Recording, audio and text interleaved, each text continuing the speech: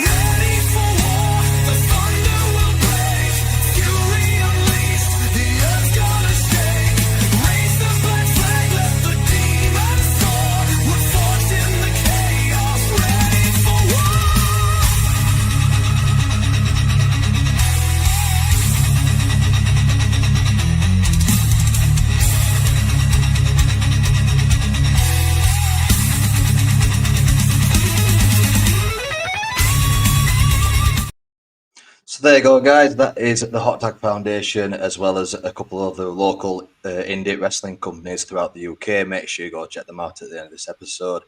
But for now, I'm going to introduce my very special guest on today's episode of the Unseen Battles. I've been trying to get this guy on for a month. We did have this scheduled for a month ago, but due to unforeseen circumstances, we had to postpone. Managed to get the guy on now, and I'm absolutely excited about this. Ladies and gentlemen, please welcome the vegan athlete, Holloway. Welcome, mate. Thank you. Thanks so much for having me. Absolute honour and pleasure. The honour's all mine, mate. Honestly, it's an absolute pleasure to have you on today. And I just want, before we actually start today's podcast, I actually want to say a massive congratulations to Holloway at the moment for today, because he's actually celebrating his 1 year sobriety, which is absolutely massive, mate. Honestly, massive kudos to you, mate.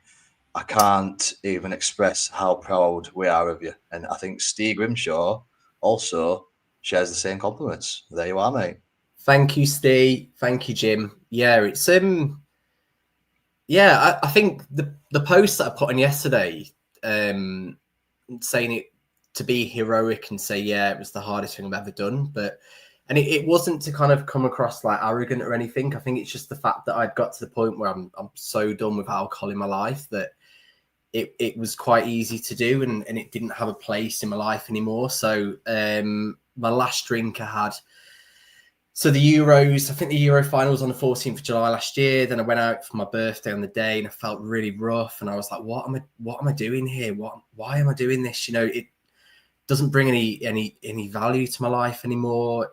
It's just, you know, there's no health benefit at all, no value. So it came quite easily because I was done. And I think it's more of a cognitive switch rather than like a physical switch to say done. So yeah, but thank you. I really appreciate that. Thank you. No worries at all, mate. Like I say, absolutely massive congratulations to you. And I'm sure that everyone that watches today's video is going to be massively proud of you, mate. So, obviously, for you guys that have been here before, you know how this works. I'm going to talk briefly about Holloway's introduction and journey through wrestling. We're going to touch on his veganism as well within the wrestling community and also in life. And then part 3 is when we get a bit darker, when we get a bit more emotional. So those of you that do suffer with mental illnesses, I have put links down in the description below, whether that be for depression, anxiety, even addictions, things like that. It's all down in the description below. Make sure you go check them out. Also, I'm going to put links to Holloway's links as well, to his socials. Where can we find you, Holloway? Just really quick. So God, I should know this really. So Instagram, I think it's Holloway _ wrestling 269, and then my Facebook I think is the same. I was on Twitter, but it become a bit of a, I like probably the word cesspit. Like there was some good times on Twitter, but it become too much, and yeah, so I'm not on there now. So if anybody has tried to contact me at all, you know, it's not me being rude. I'm just not on there. So yeah, but you can normally find me on Facebook and Instagram. Fantastic, mate. So we'll jump straight in with the questions, mate. If that's okay with you, we'll start Let's this. do it. With 2 seconds, guys.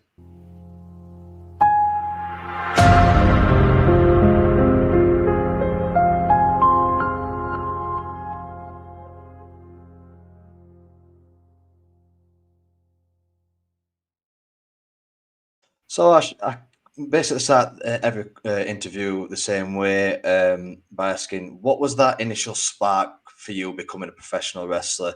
Is it something that you've always wanted to do since childhood, or is it more of like an unexpected discovery or something that came later on in life? Oh God, man. So wrestling for me has been like in my life literally as long as I can remember. So I knew this kind of question would come, so I was racking my brain early about it. And I think my first memories of wrestling, and I'm showing my age here, but it was SummerSlam 92, so Wembley Stadium. And so I would have been probably about 6, nearly 7 then, just nearly about 7. And that was my first memories. And I think at that point I was like, wow, what is this? You know, like I want to be like these guys. And I was always a real big like Sean guy. My sister was a Brett woman, Brett girl. And at that time, Brett would always win. I remember staying up for like, my mum would let us stay up for like the first hour of the pay-per-views when they were like 9 o'clock until whenever. And Brett would always win. And I was like such a bad sport. I was like, come on. Like, and ironically now I'm such a Brett guy and I'm probably more not of a Sean liker really. So obviously I appreciate his talent, but you know, as a person.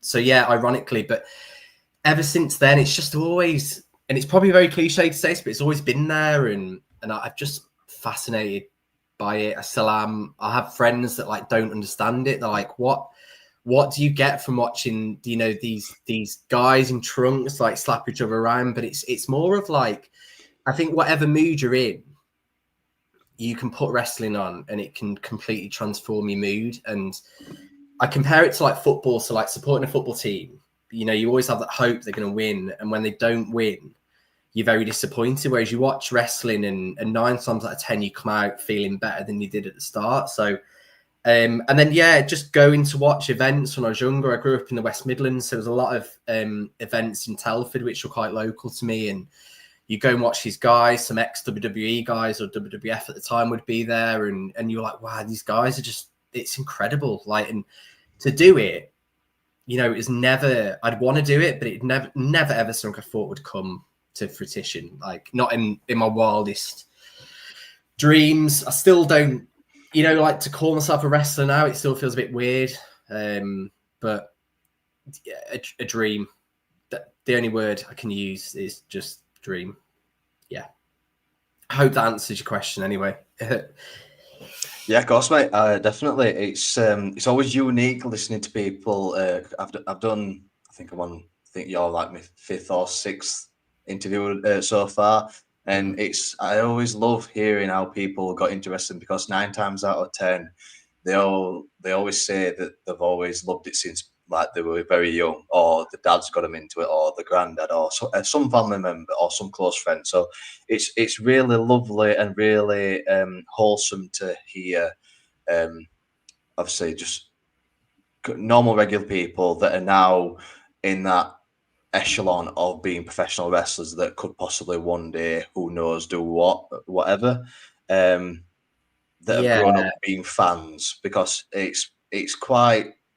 I don't know about what your opinion is on this, but I find it quite disappointing when you see someone that's only just got into wrestling and they say, "Oh, I got into it because I saw that MGK was on it last week, or because Travis Scott was on it," and they've not grown up with it, sort of thing. Yeah, you know, like that. It's hard to relate when that is the case, and like I don't begrudge people. That's the idea of getting these guys in, and it was kind of, I suppose it's no different from when I was growing up. You know, you'd have like the likes of like Mike Tyson at WrestleMania 14. WCW would use a lot of like celebrities, and it was to get more eyeballs on the product. I completely get it, but it is hard. And I was speaking to, I'm sure it mind me kind of dropping his name, but like me and Joey Hayes were speaking about it the other day. I met a guy at training once, and we were talking about wrestlers, and I was like, yeah, the Big Boss Man, and he was like, who's that? And I was like, oh man. And like, again, I don't begrudge people for not knowing. I don't know everything about wrestling. I think it's impossible to know everything, but yeah, I think for me, my journey has just been from very little. I've had my kind of hiatuses in wrestling where I've gone off it, and I think things have brought me back into it, and then gone off it again, and things have brought me back in, and but it's always been there. And I have I've got a 3-year-old son now, who's come to watch me a couple of times. We are a bit reluctant on bringing him just because he doesn't understand that you look after each other. So when he's like trying to wrestle, he'll proper like smack you in the face, and like I'm like, right, you need to calm down. He's got his own wrestling ring, and that's very wholesome, because it's almost like the closest thing to time travel to see your children doing what you did. I had a wrestling ring, I had figures. I was I'm still obsessed with wrestling figures, to be fair, but like he has them now, and that's very, very wholesome. So yeah, it's nice to see. That's awesome, mate. So obviously, as we know, professional wrestling has a high demand of, obviously, like a blend of theatricals, resilience, and athleticism. What would you say was the most significant challenge that you faced when you first started training and when you first started wrestling, not just physically but also mentally? Getting gassed. I would say just getting blown out after really quickly. I think like there's this real misconception about fitness around wrestling, that you from the outside in, you're just kind of there like pretending to hurt each other, but the fitness it's like none other. I would say you could go on a treadmill, do an hour a day on a treadmill, cross trainer, stair climber, master, whatever you call it, and your fitness will not be good enough in a wrestling ring. It's like a cardio that you can only build up when you're in there. So I think the cardio is very hard. I think not to kind of open the curtain on too much on wrestling for people that aren't massive fans who may watch this, but like certainly kind of like sequences and knowing kind of what's coming next, a lot of memory work, and I think the pain as well. I think, I'm older. Like I go to training, see these guys who are like 21, 16. I'm like, man, I wish I was you, because they've got the whole life ahead of them. Whereas like I turned 39 yesterday, and the pain can be phenomenal. Like if you have like 2 shows in a day, the next day, I call it like an adrenaline dump. So like your energy drink's worn off, the adrenaline's worn off, the banter with everybody's worn off, and then you're like, wow, this hurts. So I think I struggle with that, the recovery times as well. But yeah, I think cardio is just, going back to that, it's just crazy. It's so undervalued and not appreciated in wrestling. Even fans watching it, I don't think until you've run them ropes, how hard it is to just keep that cardio. It's like doing a burpee up and down, up and down, up and down. And it's keeping that up for like 10, 15, 20, 25 minutes. And it's hard work. Very, very, very challenging. Definitely, mate. So, obviously, you've had quite a career so far. What has been some of the most memorable moments or matches in your career so far? I still think personally, for me, I'm quite new. I'm not new to like wrestling, but new to shows in the sense that kind of this year has been really, really kind of revolutionary for me. Like I've like done a lot of shows, and I'm so grateful every show that I'm on. Anybody's ever recommended me, any promoter that's ever given me like the opportunity to kind of present their product to fans, I'm beyond grateful. I'm not in this for money. I know that people will say like it's the money that drives them, but I'm fortunate to have a good job outside of wrestling. But for me, it's just purely a passion. I think I was listening to like Matt Cardona on a podcast, and I think it was Christian Cage that said I would do this for free. And I don't want to undercut people. I don't want to like take people's places by saying I'll do it for free. I'll do it for free, but I would do it for free. And I have for like, obviously charity shows.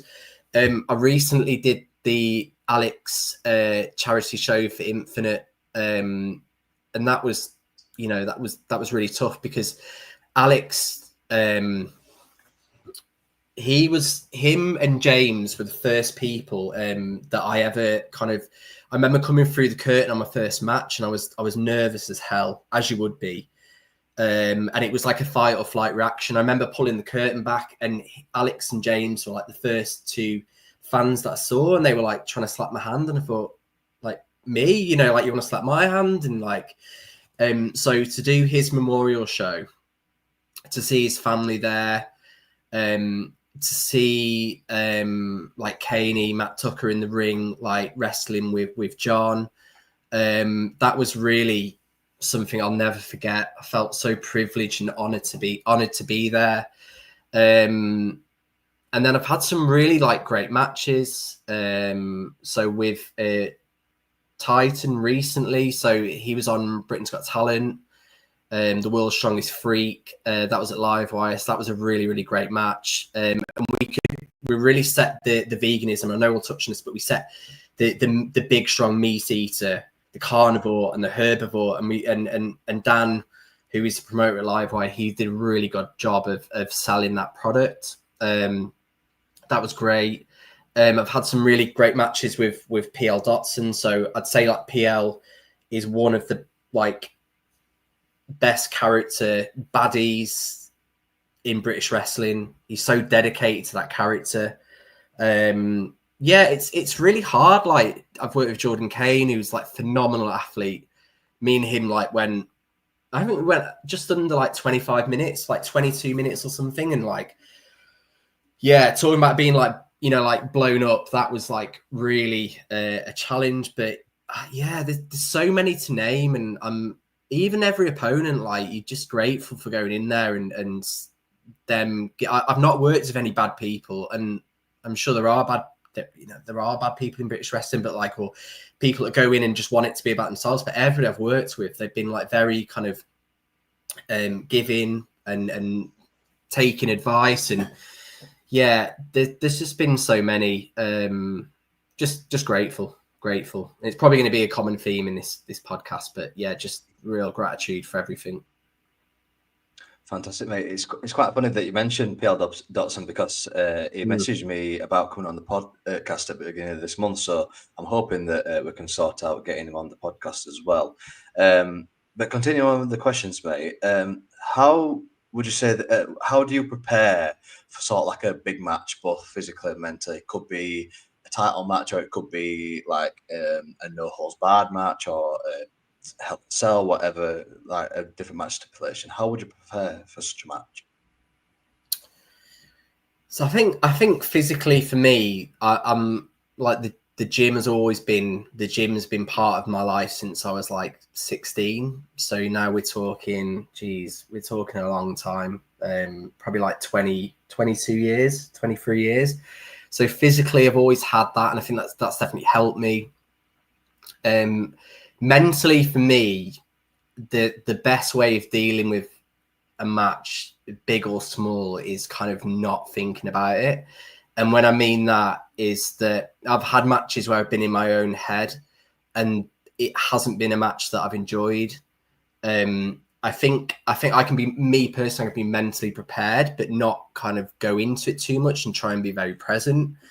I think it's just that I'm a bit of a visionary in the sense that I like to have time to plan, but also kind of know what's going to happen and put it together, because it has to make sense. Like this, for me, wrestling, it has to make sense. And I have this conversation with so many other wrestlers that like there's this very, like, wrestling's changed so much in the Bret Hart days, where you would have like, you know, a very like structure and a story and everything makes sense. And now there's a lot of like Canadian destroyers that people will kick out of, and devastating finishes. And again, I'm not like bashing these matches, but it has to make sense. You know, everything has to be structured. It's, would you do that in a fight? Would you, you know, if somebody's going to do this move that's devastating in the first 10 seconds of a match, you know, you shouldn't be kicking out of it. Would that make any sense? And it's listening to the crowd, it's building up that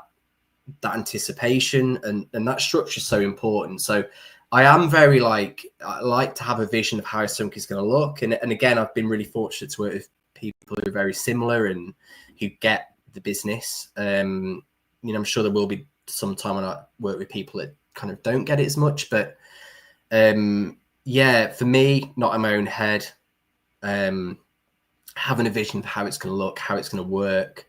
And my first and foremost is just safety of me personally. I'd rather get hurt than hurt somebody else, if that makes any sense. Like, that's always been my philosophy. You know, you shouldn't, it's a contact, it's full contact. There's not a point, Jim, where in a match that a strike will take place so there won't be contact. But to hurt somebody purposely is not sport. It's not an art. To me, that is not professional wrestling. Like, that's not something. And I know there is, you know, there are wrestlers, or there have been like professional wrestlers that do that. And yeah, that's not for me. No interest. Yeah, completely get where you're coming from, mate. I'm quite similar with that sort of thing. So obviously, I'm not in the same profession as you with professional wrestling minded, but I do a couple of rewrites and bookings on the channel for video sort of things. So I always like to give the benefit of the doubt to the viewer that end of the day, they know what wrestling is about, they know what happens in wrestling, they know what makes sense, they know what doesn't make sense. So realistically, I kind of see that you've got the sort of mind of like a Seth Rollins and CM Punk kind of mixed in together sort of thing, because as we know, CM Punk is quite the booker sort of thing, with helping out with backstage, and then obviously Seth Rollins is quite a avid thinker of how his matches should go. Is that sort of like something that you would agree to? I think it's certainly a compliment. I take that, Jim. Thank you. But I think like me again, like I said, I'm quite new to it all, so I'm not somebody that's gonna like step in and like start politicking, this term that I've kind of learned, like politicking about matches and like, you know, like saying that doesn't work in other people's matches. For me, you know, if something doesn't work, it has to work, and I think it's certainly like, you know, even me, I've been guilty of it, like saying, you know, how about we do this, and it actually, you know, I'm retrospect that doesn't work, and I'm happy we've changed it, and yeah, it comes down to what's best for the fans, really. I think, yeah, because I like, again, and this does, do not want this to come across wrong, but different promotions have different types of fans.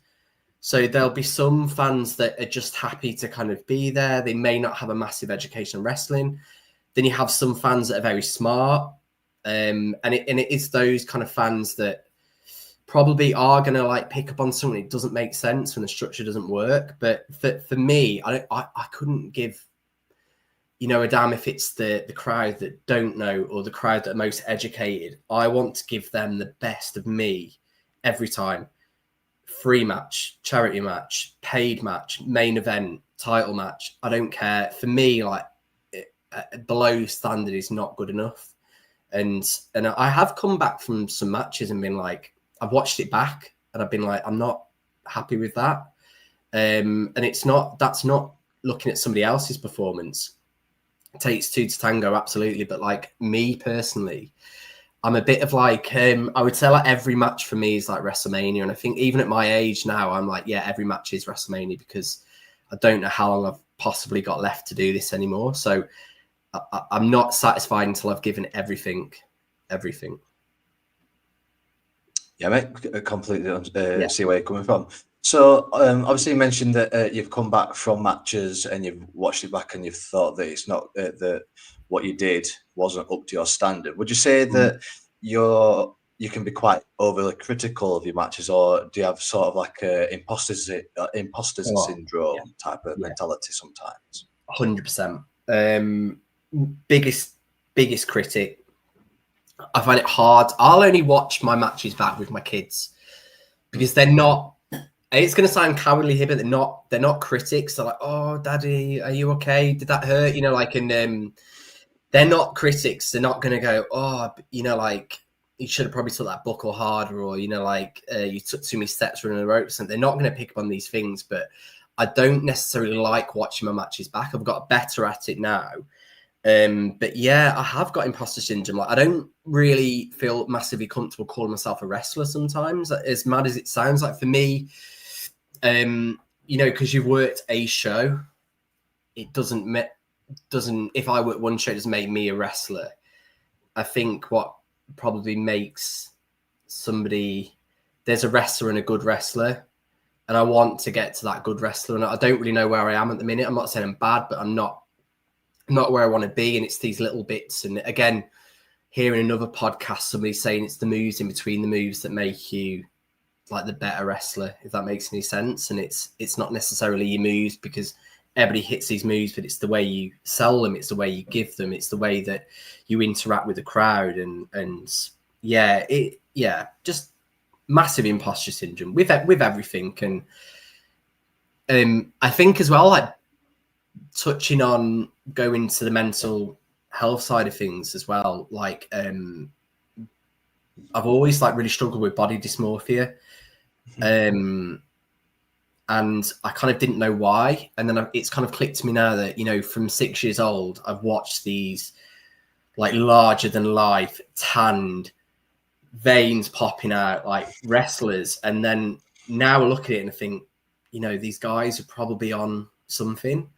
it's not normal to look like that all the time. So like that has been ingrained in my brain, thinking that that is the norm. So until I get to that point, I'm not against anybody that takes any steroids or any performance enhancing drugs, but for me, I'm never going to take them. So like, I'm probably never going to look like the Ultimate Warrior did in 1993. I'm not look like Hogan did when he was, you know, back in NWO. I'm not going to look like that. So, you know, even in that sense, there's a bit of an imposter syndrome to think like, do you look good enough to be a wrestler? And I don't think there's a you know, a right or wrong way to look. You know, wrestling has changed so much. It's not about this big guy mentality. For me personally, I want to look the part because I think that's part of the believability about wrestling. But you know, it's very varied in that sense. And I have got better. I have got better at kind of, like I said, watching my matches back. But I'm not like one of these people that are confident to be like, yeah, I did this and did that, and social media and like updates every 2 minutes. I see some people, I'm like, how have you got the balls to do that? You know, in Tesco, like doing selfies, and I'm like, I feel like a dick doing it in the gym. You know, like even if I'm in the gym and I take a picture of myself, I'm like, shit, somebody's going to come in the changing room. I had to be really quick and put my t-shirt back on. And I'm not vain enough or confident enough to do that, I would say. So there's definitely a, you know, something going on there, I would say. Yeah, definitely, mate. So we've got a couple of questions from viewers. I put out a post when we first announced the show, and I got a couple of questions on Instagram. So the first one is from Lucy Sim, who asks, do you get any negative reactions from wrestlers / in the locker room or in the crowd to your veganism? Oh yeah. So wrestlers know, because I'm not like, you know, a macho man where you're in character 24/7. Like, yeah, my beliefs don't change. Like, and it is an uncomfortable subject because it's almost an attack on people's personality. That, you know, I don't think it's right. I don't agree that we eat animals, but the character is very like holier than thou.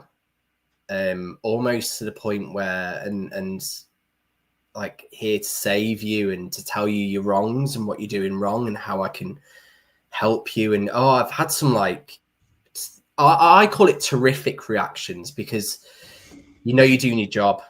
You know that you've kind of got them where you want them to be. So if I was a face and they're cheering me and standing up and clapping, yeah, you've got that reaction. Whereas like, so there's two that really vaguely, not vaguely, so that's the incorrect, really vividly stick in my mind. So I worked with Jack Johnson, who I've got to say is incredible wrestler and probably a better human being than a wrestler as well, if that's even possible.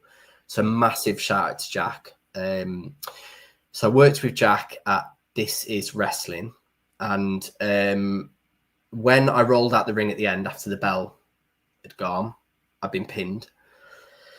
The little lad, probably I'd say no more than 7. He hit me as hard as he could on my back, and I heard his mum go, "Get back here!" And I tell people that, and they're like, "Oh my god, that's awful," but I don't see it as being awful. I see it as I was in that ring for 10, 12 minutes. It was my debut at This Is Wrestling. So not one of those people, unless they'd seen me at other shows, had ever seen me. So in 10 to 12 minutes, I don't want to use the word pissed off, but yeah, I'd kind of got to that little boy so much. And kids don't lie as well. You know, like kids are like, it's black or white. They like you, they hate you. They'll say what they're thinking. So he must have been really upset to do that. So like that was one. And then I remember at Livewire against Titan, I think I'd kind of like maybe drop kicked him off the apron and he'd rolled to the outside. And I remember looking up towards the hard cam way, and there was a little lad and he had his phone and he was going, "Look at this." And I looked and it was a picture of a rack of ribs, like a lamb rack of ribs or a pork ribs. I don't know what it was, but I was like, wow, what a reaction. Like, what? Again, he was so angry, and I'm like, wow, I've got to you, and I don't want to ever like upset people. I don't ever people to make them feel bad about themselves, but I think it's such like again, I don't want to say cheap heat, but it's very much like against the grain. So people don't necessarily like that. We don't like being told what we do to do, and I agree. We don't live in like North Korea. We're not like in a communist state where we're told how to act and what we should think. We are free to think what we do. But I think to get those reactions are great. And kind of going back to Lucy's question, I've never had any kind of issues because I don't put it in people's face, the wrestlers in their face. I remember being at one show and there was a couple of guys that were eating like meat and they were like, do you mind if I eat this around you? And I was like, God, like, you know, A, thank you for asking, and B, absolutely not a problem. So yeah, to answer that, thank you, Lucy. Yeah, good question.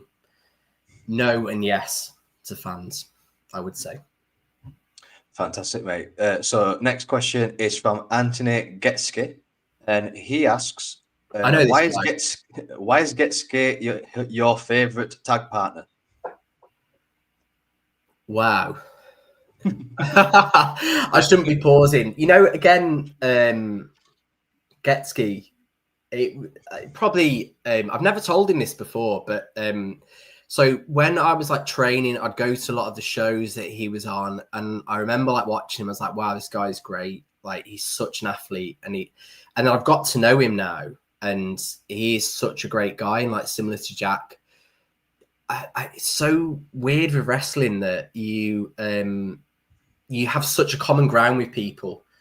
9 times out of 10, they're big fans. They know everything about wrestling like you do, and like listen to the music and had that action figure and favorite pay-per-view. And same with Jack and like with Getske as well. Like just a great guy, great athlete, just really good wrestler, well respected, massively underused as well. I think that's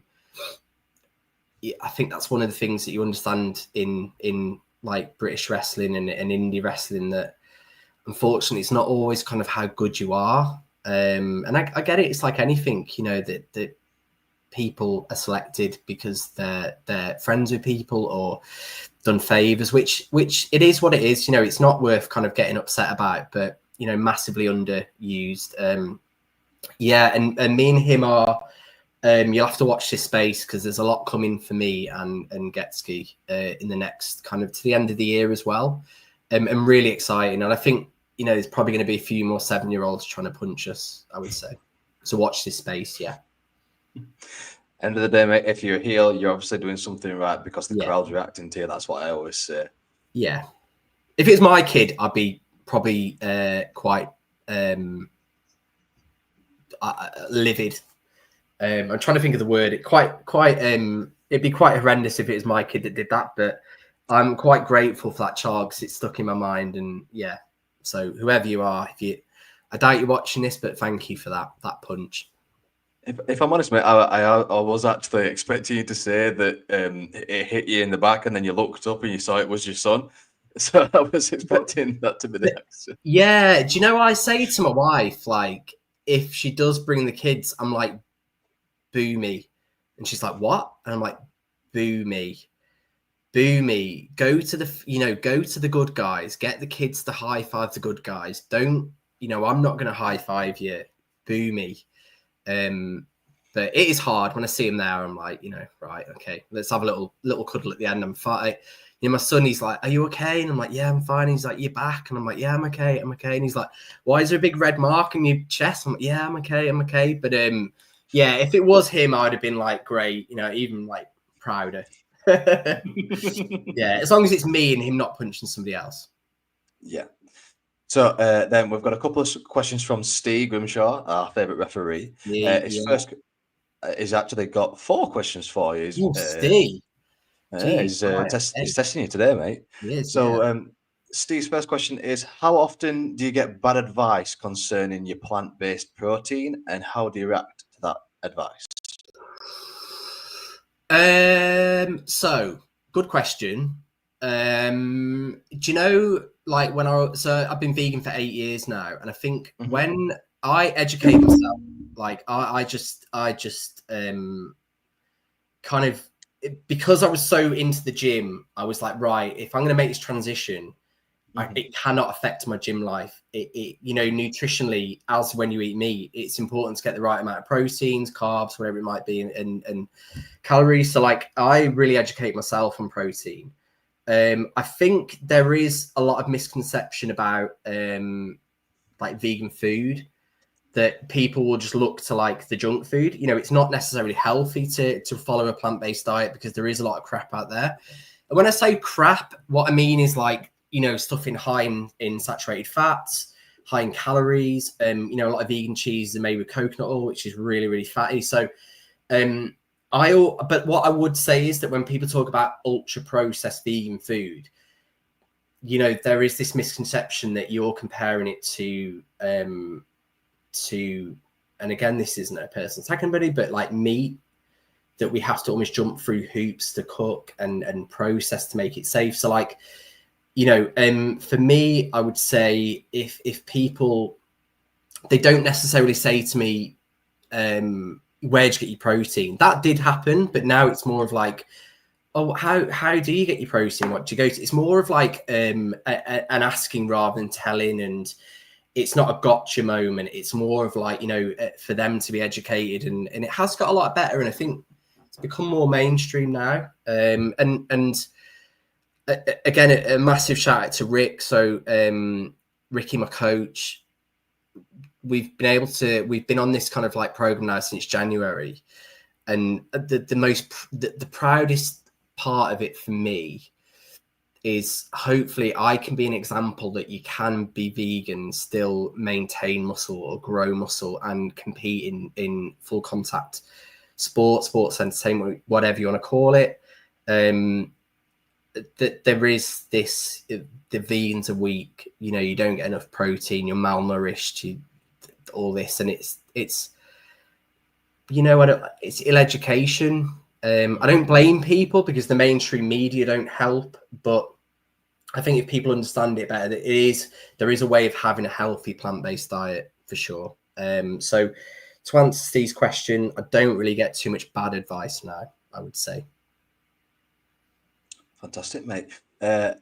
Steve's next question is: does it? I think you've basically answered this with what you were speaking about before. Does it break your heart performing as a vegan heel? Does it hurt the cause at all? So, do you know that has really crossed my mind a lot? I think it's quite a delicate subject, because if you go out there and you piss people off, which as a heel, I suppose that's where you want to try and get to. And I think CM Punk did it really well with the straight edge community with his like sobriety. You potentially are gonna be the only vegan that these people have ever met or seen, and they're gonna be like, hey, that guy was a twat.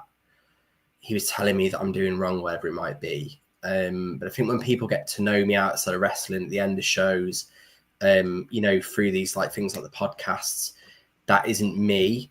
I'm very conscious about the message I deliver in terms of like veganism. When I first became vegan and made that transition, I'll admit I was a bit of an activist, and all it did is rile people up. And there are some really, really great like vegan activists out there. I understand 100% why they do it. I want to do that, but I know that doesn't work necessarily. Again, we don't like being told what to do, what to think, what to say, which I don't want to be told what to do, what to think, what to say. So like the way you come across, the way you're there, if somebody wants to know, you educate them, you tell them. But if they don't want to know, it's important not to be like, you are doing this wrong and you should be doing that. And I think the character, like it really is like, there might be other vegans going, you might look at it and think, God, you are really like pissing people off, you're upsetting them. But I think hopefully there is like an educational aspect or concept about this character. And Yeah, and I think it's in a way like the going back to the straight edge society was such a cool, like borderline cult, borderline different cool concept, and I don't really think there's anybody in British wrestling today that's doing this vegan character like this. I know there has been like on a professional stage, and there might have been historically, but I don't think there is at the moment. So I'm really proud of it. I am conscious about the way it comes across, and hopefully, if anybody does take the time out to watch this, they know I'm not a knob. Contrary to what probably fans think, but and it, like so all of my merch as well. I make, not that I've sold a lot, but when I do, I make a donation to like an animal sanctuary as well, just because like I want to give back. I've donated a lot of my match fees to like different kind of animal charities as well. Even like for spoke to Ryan and Claire or Troy and Lily Winter as well. The cats that they've adopted and doing like a wicked job with the charity that run that. They were really struggling financially with bills, so I donated to them. And it's not using this platform to say look how good I am, but like I think like there is like a kindness through that character as well, ultimately. And yeah, probably really digress that, but yeah, going around that head. Yeah. So next question from Steve is, who's the best person to road trip with? Oh, he knows it's him. This is why he's asking that question. So again, being quite new to the scene, like the road trips are just like, I never thought they would be this good, but it's like the show day, you have the road trip, you have the crack with the guys and the girls in the back, and then you have your show, and then you have like the post match, like the adrenaline dump, and then the road trip back.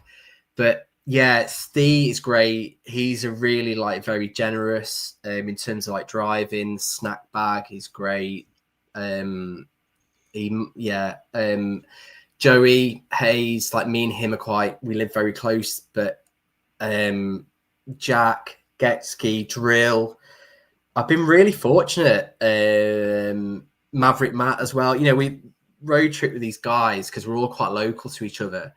But it's the same shit that we talk about, just wrestling. And it's like, wow, do you remember this, like, this figure in this Titantron in this game and this, like, pay-per-view? And he was shit and she was great. And, like, but it's so fun.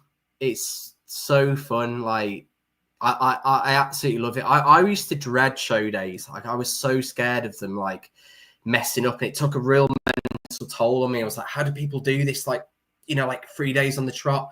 And now I just cannot wait. Like, I'm literally like, I've got 2 shows on Saturday, and I'm like, I don't know. It's crazy, but Steve is great. Steve is great to travel with. That's why he's asked this question. You're not fooling anybody, Steve. But thank you anyway.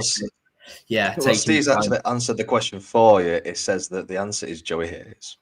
Okay. Well, yeah, Joey's great because he's been there and done it. I think he told me he's been wrestling for over 20 years, but I think the thing with Joey that I like the most about him is how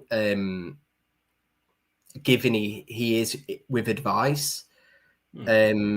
He's willing to go out his way to kind of put other people over, to educate you, to, you know, after your matches. He's like the first person that I'd kind of go to and say, what I wasn't happy with this. What do you think? Is there anything you think would work? And he's just a phenomenal wrestler, a great person, great to road trip with as well. But because he's been there and done it, he's wrestled like some of the greats. Like you name them. Like worked with Samoan Joe, Adam Cole, X-Pac, Billy Gunn, Gangrel, Sabu. Like who's who? For me, as like a 13-year-old. Like hearing these names, I'm like, oh my God, like, please tell me a bit more about Adam Cole and like, tell me a bit more. And you don't want to sound like a fanboy and like coming up, you know, annoy him, but like, I want to know more. What were they like? What they like to work with? Were they a dick? Were they nice? Like, but yeah, he's got some like incredible stories and it's just a pleasure. Like, a real like pleasure to be around these guys, and I think it makes a long journey a lot more kind of tolerable and enjoyable, and so I'm just Joey's great, Steve's great. I've never had a bad experience with anybody, so yeah, brilliant.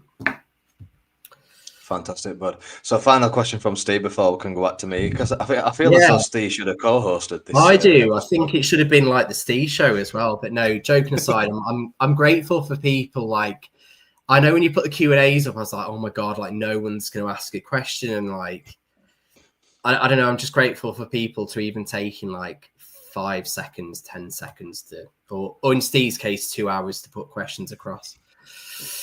Yeah. So we do love you, Steve. You are an awesome guy, and Steve, funnily, is actually the interview that I did with him has got the most views so far, with nearly 300 views, which I'm absolutely astounded at. Which is great, and which is justified and warranted, and great. I'm really happy to hear that.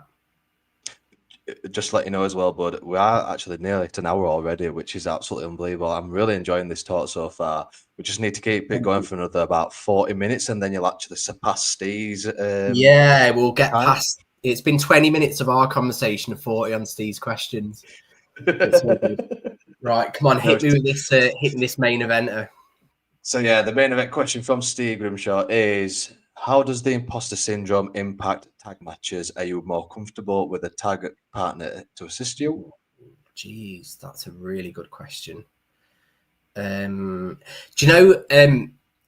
So I think I said this to Tom McCall from FTM once, that I find tag matches, the pressure's off. Just because there is somebody else there. There's a time when you're not in the ring, but his reaction and a right reaction, a right answer was it's not, because as a finely tuned machine. I don't know, it's like cheesy saying that, but as like a well-oiled tag team, you kind of bounce off each other, and you're only as effective. And you look at like Meat Wagon, like those guys are great because they just work so like finely in tune. So I think the coward in me wants to be on the apron. The main event or the WrestleMania main event and give my all wants to be in that ring. And tag matches aren't something that I've done a lot of, but I will be doing a lot more, not to give too much away, but I will be doing a lot more in the next coming months. So I think I'd rather be in the ring, and I'd rather kind of get in the mist of everything and get involved. I hope that's answered the question. Hopefully. Yeah, so mate, no worries. So this last question before we get into the deep stuff, mate.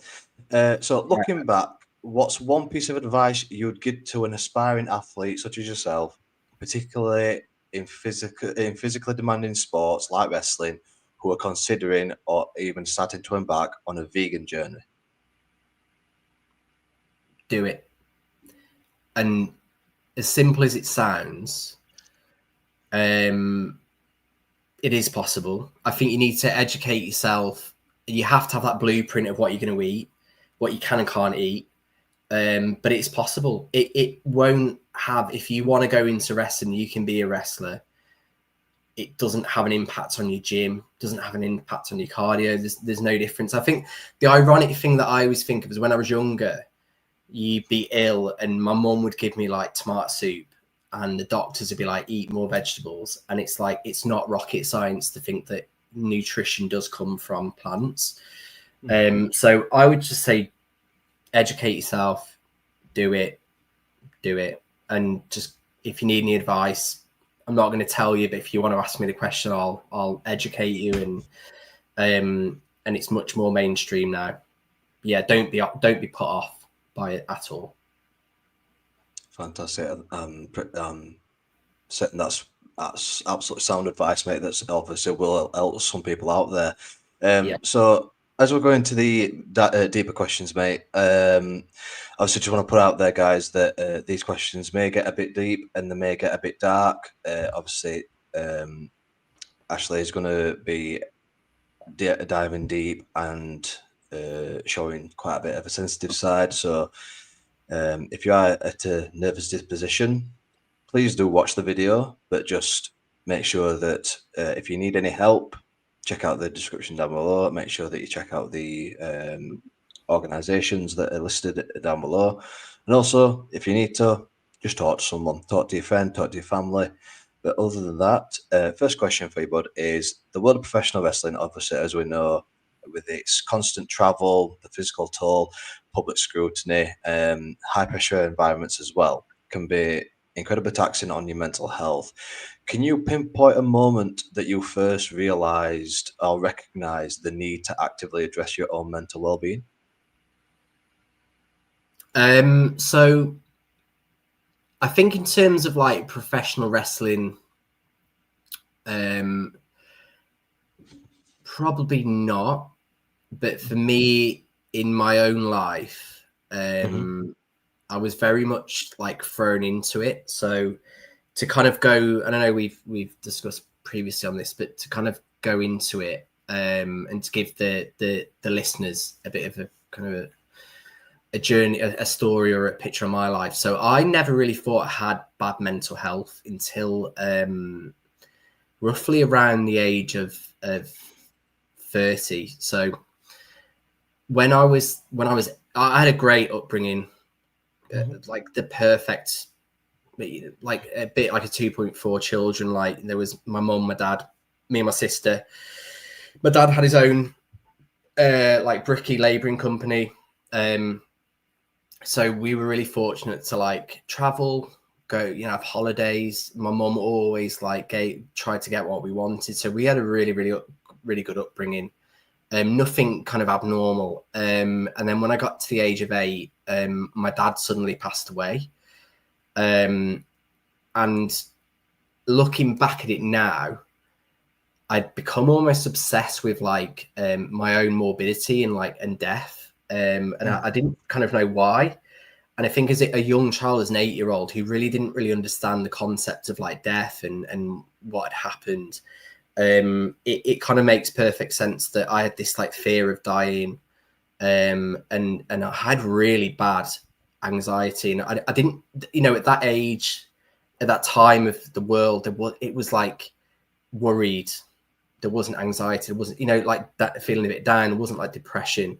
There wasn't really anybody to speak to. You know, if you had mental health, or mental illness, you were mental. You know, you weren't right. So it's quite frightening. And then when I was 30, I actually lived in the Middle East for 4 years. So I was really lucky to get a job in the Middle East in Abu Dhabi. And we moved out there before children. And whilst I was out there, I experienced a very traumatic event. And the weird thing was, and it was only really through therapy that I was kind of learned this bit, the way the brain works, it will almost like box something. If it's that traumatic and it thinks you can't cope, it will box it. And only when it thinks you can cope, it will release it. And that's exactly what happened. So this happened around about the February. And it was only till about July that one night I was kind of like going to bed, and it was the only way I can describe it, Jim, is like an unboxing. And it was like, fuck, like what the hell? You know, this was my first real kind of experience with any like mental illness. And I was like, what the hell is happening? This is like frightening. Instant insomnia, anxiety, like loss of appetite, loss of interest. It was all the classic signs of like depression, anxiety. And it was really then that was kind of, I had to get therapy. I had to find help. I had to go on to like antidepressants because I didn't have a choice, because I didn't know how to cope. And it's the scariest time, because that is your first time. I think when it kind of comes back, you know what to expect. So you know, you can recognize your symptoms and what the sustainable coping mechanisms are. But like the first time, it's like, fuck, this is really scary.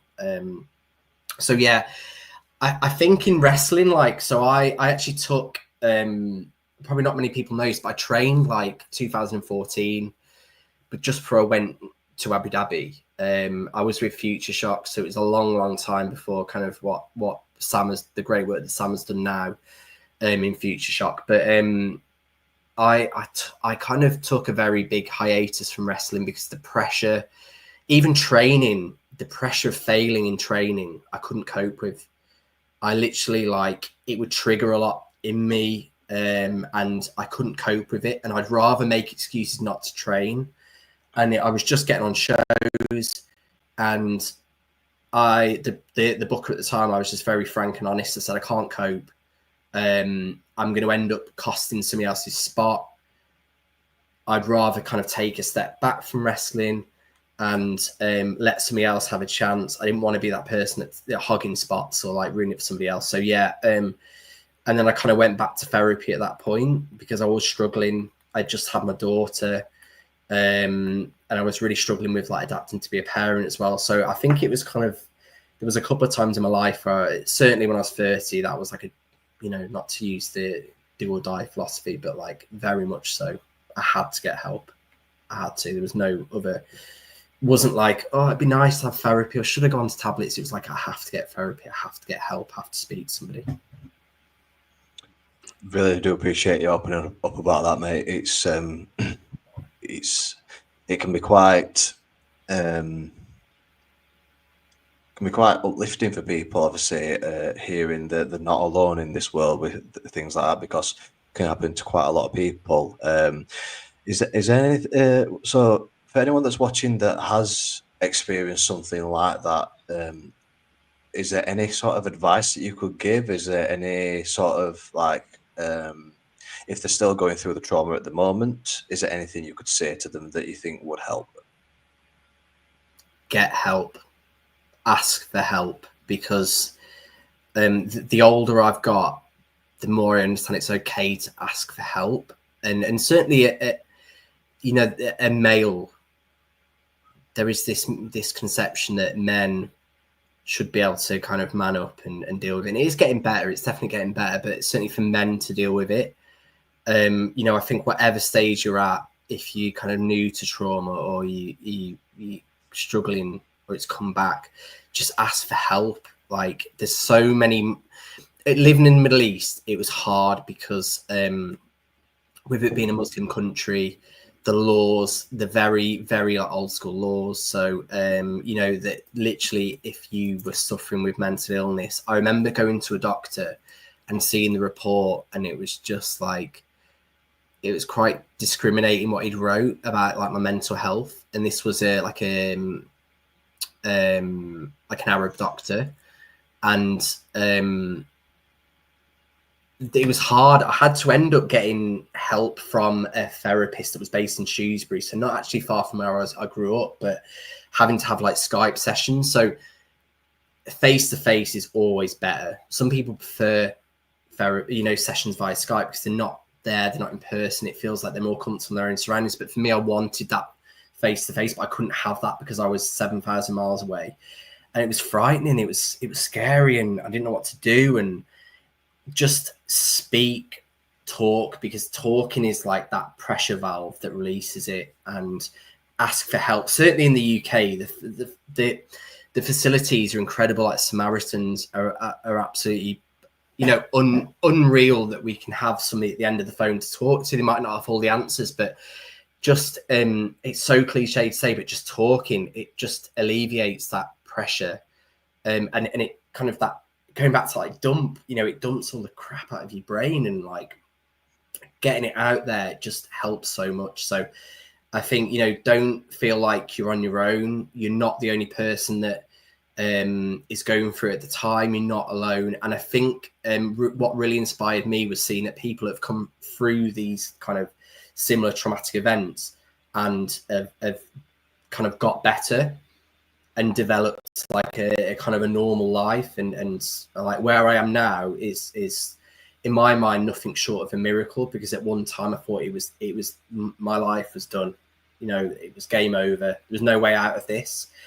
But I remember seeing some stories and thinking, wow, that person looks quite normal, and you know, they've got a family, and they're living, they're not surviving, they're thriving in life. So I would just say, just talk, get help. There's always, if you don't want to talk to your friend, if you don't want to talk to your parent, go on a forum, speak to people in similar circumstances, speak to Samaritans. It's completely confidential. It's free. You know, there's no like benefit in trying to deal with it yourself. None. Yeah. Completely understand where you come from there, mate. So, I'm not sure if I think I've spoke about this on the channel so far, but I'm actually part of a group in the UK for men's mental health called Andy's Man Club. Not sure if you've heard of it. Yeah, amazing cause. Yeah, and if I'm being completely honest, Andy's Man Club saved my life on a number of occasions because ever since the age of 19, I've struggled with depression and anxiety, anger issues, suicidal thoughts. I've tried ending my life on a number of occasions and this, that, and other. And ever since finding Andy's Man Club, it's been brilliant for me because that is your sort of one-to-one peer safe space sort of thing.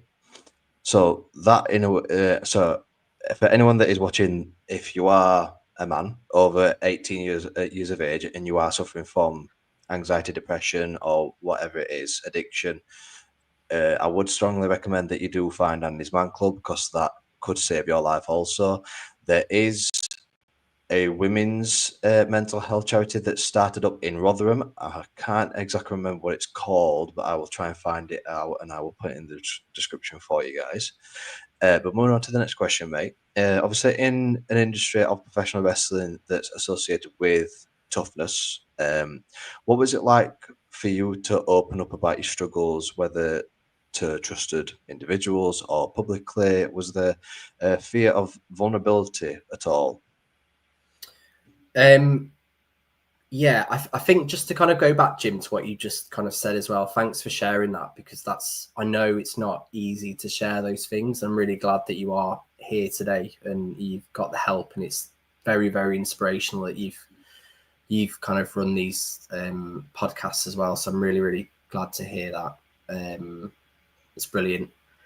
And just to kind of answer your question, there's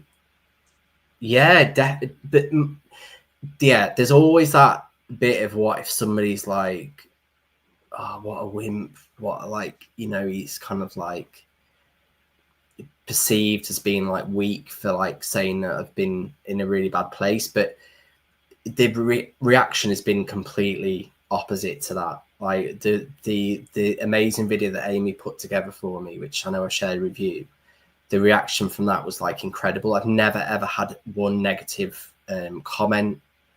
I've never had anything negative come from it. And I think it's that when you're about to press send, it's like, shit, you know, like, don't I, this could open up, well, this could be really negative, but when you do share your story, it's fascinating and it's unreal how many people can relate to that as well. And it's really sad as well. Because I know like how horrendous the whole experience was. I wouldn't wish it upon anybody, and obviously for yourself, you know, unfortunately you've been in that place as well. But when you talk to people, there's so many people that have struggled or are struggling. And again, going back to one of the first questions that you asked, if somebody is struggling, you've got to remember that what you see about people isn't the whole picture. You see them on social media and you get a millisecond of a camera snapping of them smiling and you think, wow, what a life. You know, like, I wish I had that life. They're always happy. You have no idea what people are going through. So I think it's just really, really important to remember that as well, that, you know, you're not alone. Whatever story you share, somebody can relate to it. And it's really heartening to know that, massively. Fantastic, bud. So, can you recall a specific triumph over your mental health challenge at all? A moment where you felt a significant breakthrough or a newfound sense of resilience, and what did that feel? Today is one, and the reason why I say that. So when I was really ill, I remember saying to my wife, and I didn't believe it. I think I was just saying it in hope that it would get better. But I remember saying, so when I'm better, I'm going to use my experience to help other people. And I think I said this to you before, like, even if like one person watches this and it helps them in 1 second of their day, it's worth this time for doing it. So yeah, I'm so grateful to you to give me this platform and to give us, the other people that have come on this show, the likes of Steve, Alfie, give us this platform and this safe space to talk. Going back to training as well. So I remember going back to training after taking like a year off pretty much, and it was with Troy Ryan at LWF. And I remember driving out and crying to myself in happy tears that I was like,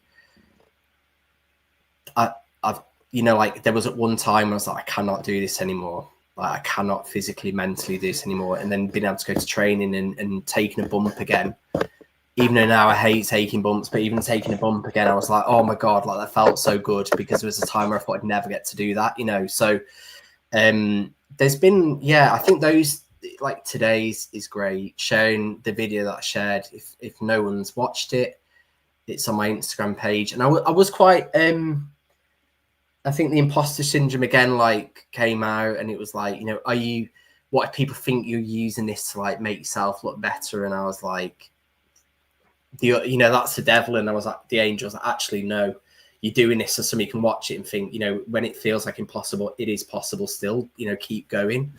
So yeah, there's been a few, but today is like a really, yeah, incredible. So thank you for that. Absolutely no problem, mate. It's my pleasure. It's been an absolute joy to have you on today, mate. So, if you could speak to a younger version of yourself, just starting out in wrestling, knowing what you know now about mental health and what you've been through, what would the most crucial piece of advice be that you'd offer? Oh, I think certainly within wrestling, finding people that you can be yourself with, that you can talk to, and you have a support platform. Because even though like you see these wrestlers in the ring and these characters, and you're like, the scariest characters in British wrestling are the nicest people that I know. And like I've had conversations with like about their mental health and what they've been through, and I think it's really important to find that support network. I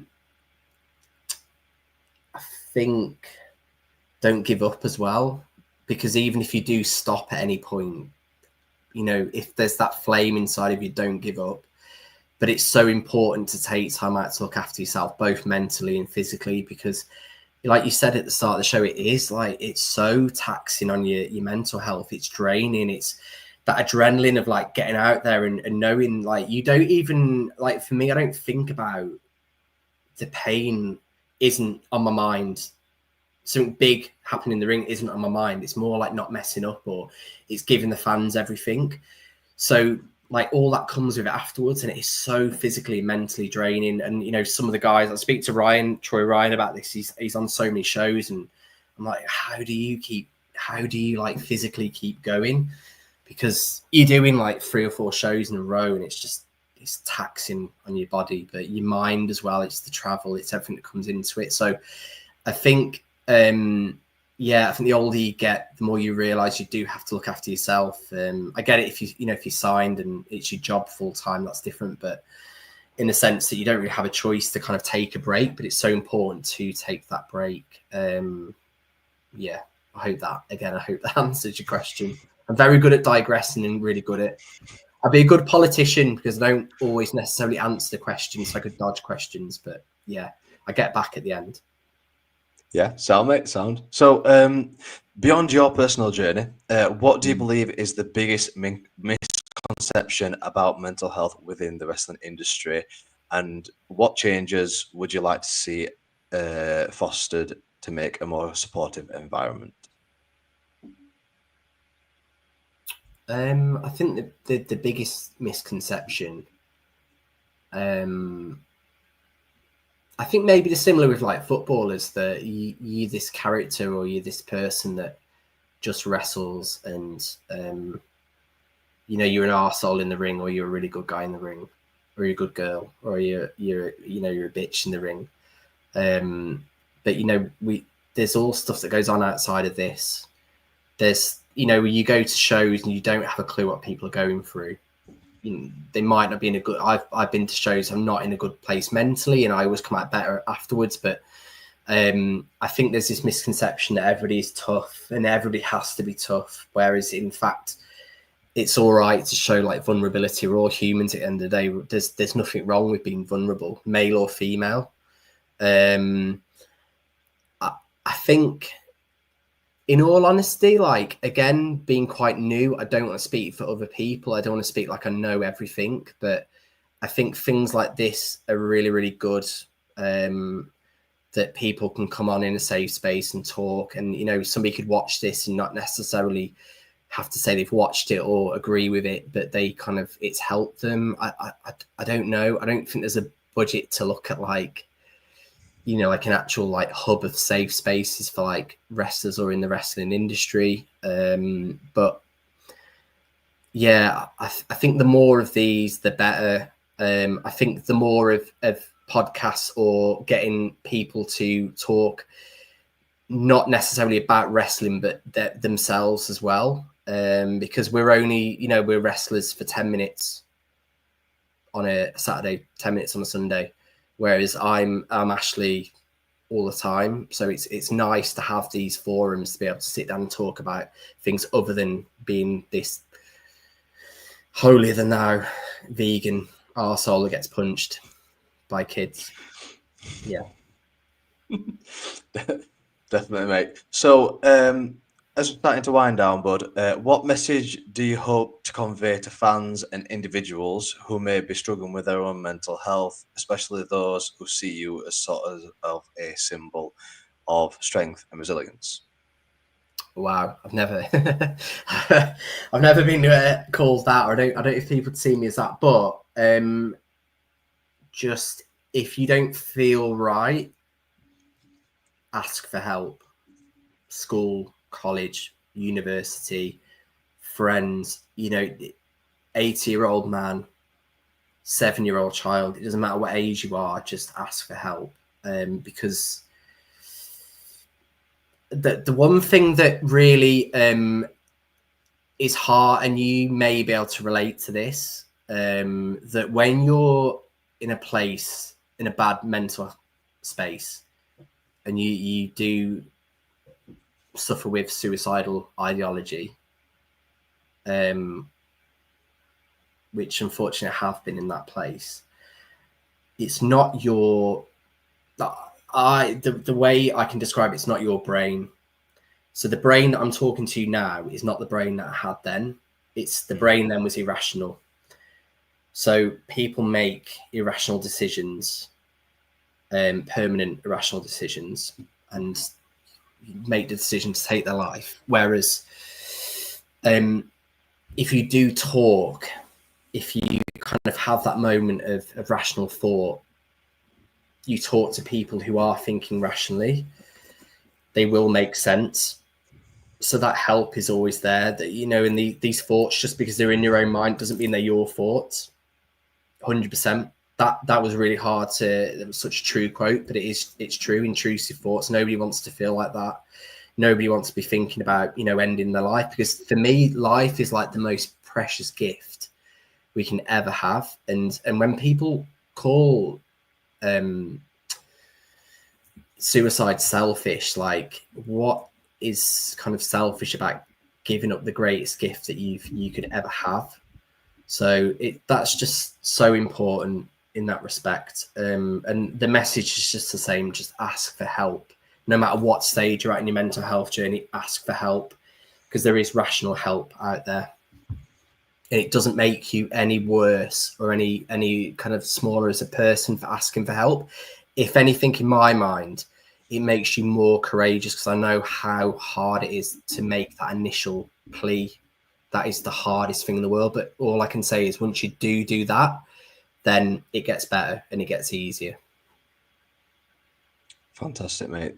Brilliant. So, what are your aspirations and goals within professional wrestling for the future, but also in personal life? I want to. I'd love to be a champion somewhere. This isn't a plea for help. It's not like me saying, "Give make me a champion," but you know, as a fan, having a foam belt. I'm going to sound like Matt Cardona because that's how I'll end, but like having like the foam winged eagle belt and like being the champion when you're younger, and then like I've got like replica belts and you know, the champion, like the belt, the certainly the winged eagle. It was like mesmerizing for me as a youngster, and I'd love to be a champion. I don't. Strange things have happened, but I'm quite. I think I'm too old now to kind of make it to WrestleMania. But I've been able to wrestle in front of my family. I've been able to wrestle in front of my friends. I've been able to wrestle in front of peers and have really like lovely feedback. So, to be honest, Jim, if this whole journey stopped tomorrow, I'd put my hands up and say, that's all right with me. If it continues and I am a champion somewhere, if I can create a really great faction or like a really great storyline or that helps somebody, yeah, that's definitely an aspiration. But I don't have any kind of expectations of myself. I just want to, every time I get a booking, I'm like, great, amazing. Like, feels like WrestleMania. Fun fair show, charity show, holiday camp, theatre, whatever it might be, whatever venue, whatever promotion, like, is for me, it's WrestleMania. Like, I'm not going to take it any less than the next one. It's going to be as serious, and I'll put on that show. I can just imagine what the look on your son's face would be if you walked in from a wrestling show as the world champion. So, yeah, it's funny you should say that because every time they ask me, did you win? And I'm like, no. And they're like, you never win. And I'm like, they don't understand. Not many heels win.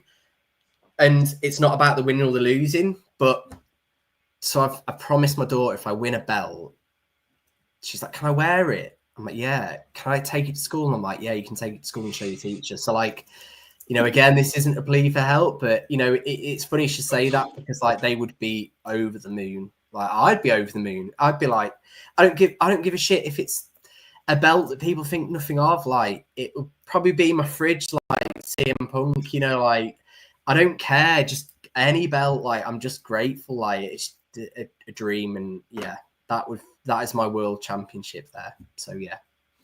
Just don't do what Logan Paul did and wear it naked.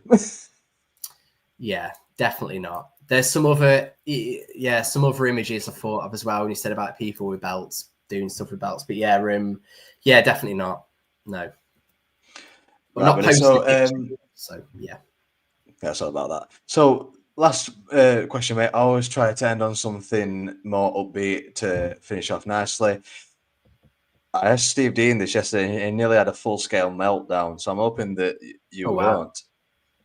Can you give me your Mount Rushmore of wrestlers? Easy. Mick Foley for me is the like, literally, he was my idol growing up. He still is my idol, but I think as I've got older, the person that he is and the stuff he does, I love him even more. His kindness, I love him even more. So Mick is up there a million times. I love everything about Mick. Brett, because I just think Brett is just like, people, you know, call Brett what he is. Yeah, he's very outspoken, but him as a wrestler, phenomenal. Like, just the greatest. And like, again, like when you're young and you hear Vince say the excellence of execution, the execution of that move, I'd be like, I don't understand that. But like, when I watch it, I'm like, the appreciation for Brett now, that everything he did was like polished and just phenomenal. So Brett is up there. So one of the ones that really I idolized when I was younger was Raven. So not many people probably know much about Raven, but when I grew up, he was kind of in ECW, then went over to WCW, then he had a very brief stint in WWF. But for Raven, he was always really ahead of his time in terms of like storytelling, character work, the music, like the grunge scene. I was really like, I still am into like grunge and like the Alice in Chains, Pearl Jam, Nirvana. He was really like that kind of grunge sceney. So I really, really, really like Raven. Probably people may not agree with that, but I think from a storyteller, he was pretty phenomenal. I think my last one. So this is a really tough one because I was always really loved like the Macho Man character. He's wrestling. I thought he was great, but I think as it's probably, I would say it's like a bit of a replaceable Mount Rushmore in this last person. Him and the British Bulldog and Owen. But I'm really, to somebody that really is underappreciated for what he was Mike Awesome. So again, you know, he wasn't really mainstream in WWF or when he came over from ECW. If you watch some of his stuff back in ECW, for a guy of his size, he was phenomenal. Absolute brute, phenomenal. As a wrestler, like I thought he was great. Again, it's my Mount Rushmore. So if anybody's thinking, you know, I must be like, fuck you, this is my Mount Rushmore. But like, I really like Mike Awesome. Awesome by name, awesome by nature. Sorry, but yeah, great. I've probably missed off about 100. And again, like Stu said, like you do have a meltdown because it's. And I remember going back to Ryan as well at LWF. He'd make us do roles and say our like favorite wrestlers, and I'd always like Raven, like, and I'd be like, and I'd use like Cactus Jack, Mankind, Do Love because it was so much easier because there was like 3 characters in one, but. Yeah, it changes, but I'd say them 3 probably are going to be up there, and then Mike Awesome slip in.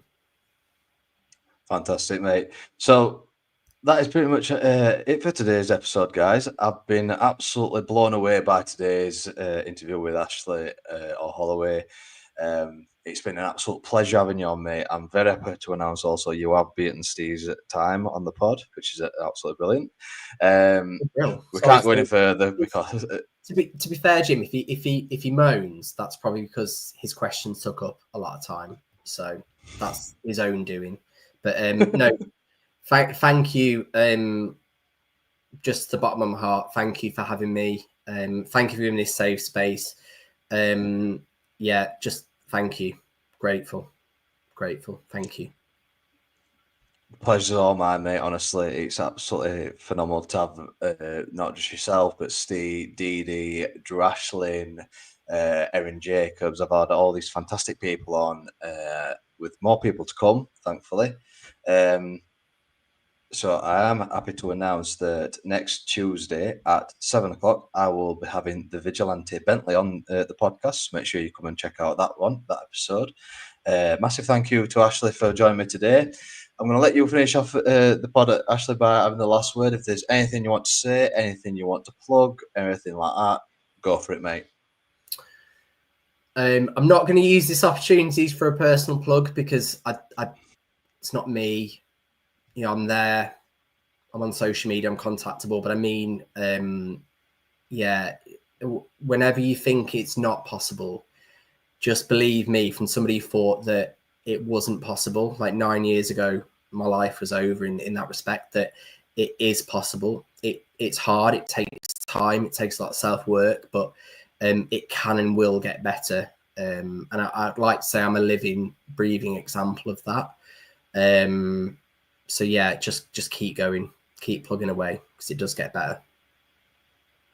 Fantastic, mate. I love that. Thanks for joining, guys. Take care of each other, take care of yourself, and we'll see you later.